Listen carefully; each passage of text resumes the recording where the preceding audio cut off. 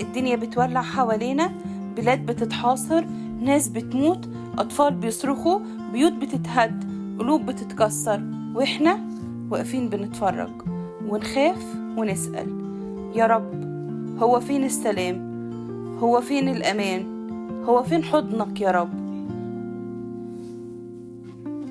كل يوم بنصحى على خبر يوجع القلب، مرة حرب، مرة انفجار، مرة حد مات، مرة أزمة مالية، مرة ظلم، مرة بنت مشيت وما رجعتش لأهلها، مرة أم بتدفن ابنها.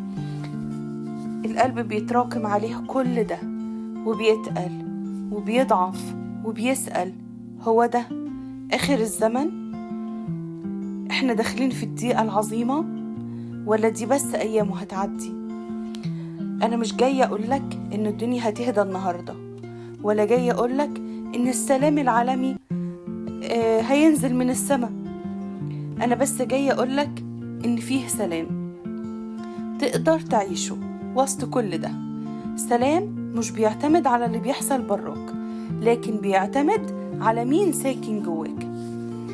وسط صوت القنابل، وسط صوت صراخ الناس، وسط البيوت اللي بتتهد، في ناس واقفة وثابتة وعينيها مرفوعة للسماء، مش لأنهم ما بيخافوش، لكن لأنهم عارفين مين اللي ماسك زمام الأمور. هو ربنا. هو ربنا اتفاجئ بالحروب.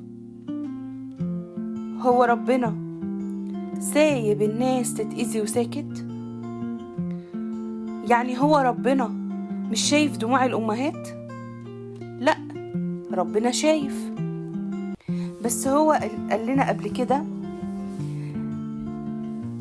في العالم سيكون لكم ضيق، ولكن ثقوا أنا قد غلبت العالم.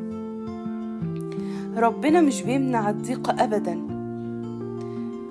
ومش بيخلي الضيقة دايما، لكن بيدي نعمة تمشيك وانت جوه الضيقة. انت متخيل يعني انك ممكن تمشي وسط النار وما تتحرقش؟ انت متخيل يعني انك ممكن تعدي على البحر وتمشي على المية؟ طول ما انت ماسك في ربنا تقدر تعمل كل ده. زي ال3 فتية وهما في الأتون، زي ما ربنا ليه المجد مسك ايد تلميذه ومشاها على المية، انت كمان تقدر. مش لأن النار ضعيفة، ولا لأن احنا عادي نمشي على المية، لكن لأن كانوا واثقين وماسكين في ربنا قدروا يعملوا ده. أوقات الناس تقولك اهرب، خاف، استخبى، لكن صوت ربنا بيقولك اثبت، أنا معاك، لا تخف لأني معك، لا تلتفت لأني إلهك. هو قال وهو أمين في وعوده. في الوقت اللي العالم فيه بيهتز، احنا نقدر نقف على صخرة، مش صخرة بشر، لكن صخرة إيمان، صخرة رجاء، صخرة إن السماء عمرها ما بتسيب أولادها. بس تعالى نكون صراحة مع بعض ومع نفسنا شوية. كم مرة سمعت خبر وقلقت وتفزع قلبك من جواك؟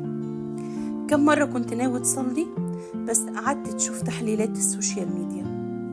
كم مرة كنت شايل خوف جواك وبتحاول تخبيه تحت شوية تريقة؟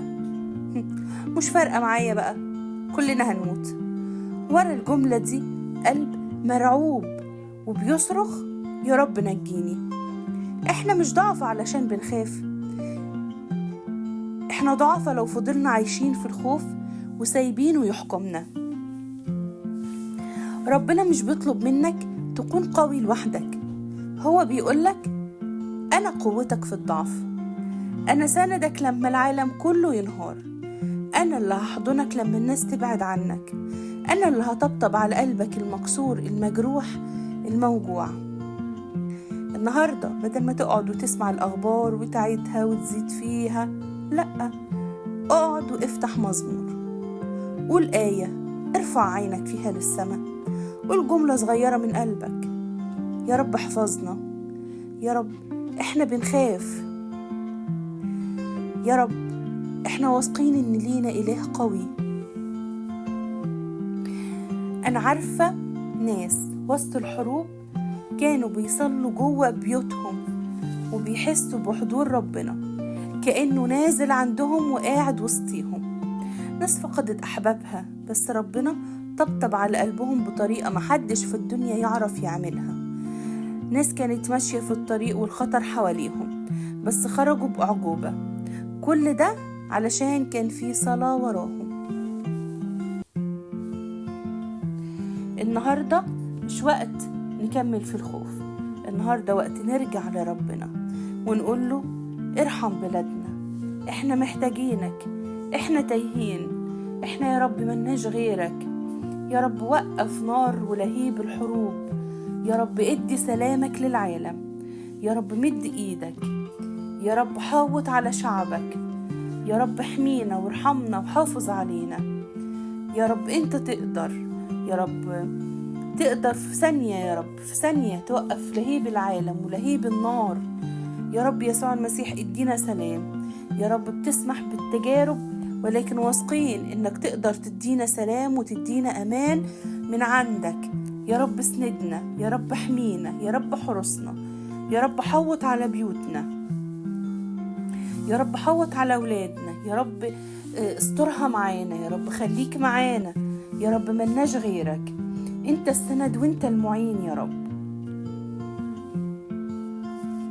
الدنيا بتولع حوالينا بس ربنا لسه موجود ولسه بيطبطب ولسه بيطفي ولسه هيطفي نار ولهيب كتير حوالينا، بس لو ندهنا له بقلبنا وقلنا له يا رب ملناش غيرك، يا رب خليك معانا وعضدنا وشددنا يا رب.